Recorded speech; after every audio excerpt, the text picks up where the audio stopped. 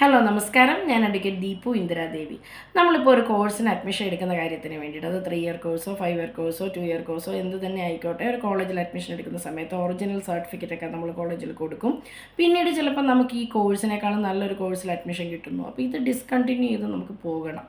ചിലപ്പോൾ ആ കോളേജുകാർ നമ്മളുമായിട്ടൊരു ബോണ്ട് വെച്ചിട്ടുണ്ടാവും. ഈ പീരിയഡിനുള്ളിൽ ഇതണക്ക് പോവുകയാണെന്നുണ്ടെങ്കിൽ ഫുൾ ഫീസ് റീഫണ്ട് ചെയ്യണം എന്നൊക്കെ ഒരു ബോണ്ട് ഉണ്ടാവും.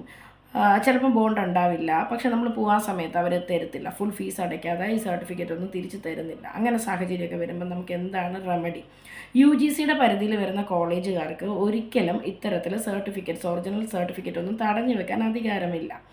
UGC സർക്കുലർ പ്രകാരം ഒരിക്കലും അത് അവർക്ക് യാതൊരു റൈറ്റും ഇല്ല അത്തരത്തിൽ അങ്ങനെ തടഞ്ഞു വെക്കാനായിട്ട്. എന്നിട്ടും അവർ തടഞ്ഞു വെക്കുകയാണെന്നുണ്ടെങ്കിൽ നമുക്കൊരു ലീഗൽ നോട്ടീസ് അയക്കാം.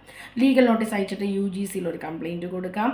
അതും കൊണ്ട് കാര്യമൊന്നും നടക്കുന്നില്ല എന്നുണ്ടെങ്കിൽ നമുക്ക് ഹൈക്കോടതി മുമ്പാകെ നമുക്കൊരു കേസൊക്കെ കൊടുത്തിട്ട് നമുക്ക് ഈ സർട്ടിഫിക്കറ്റൊക്കെ തിരിച്ച് കിട്ടാനായിട്ടൊരു ഡയറക്ഷൻ കോടതിക്ക് കൊടുക്കാൻ സാധിക്കും, കോളേജ് അതോറിറ്റീസിന്.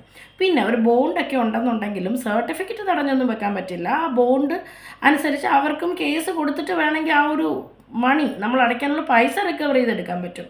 പക്ഷേ ഒരിക്കലും അതിൻ്റെ പേരിൽ സർട്ടിഫിക്കറ്റ്സ് തടഞ്ഞു വെക്കാൻ യാതൊരു റൈറ്റും ഈ കോളേജ് അതോറിറ്റീസിന് ഇല്ല.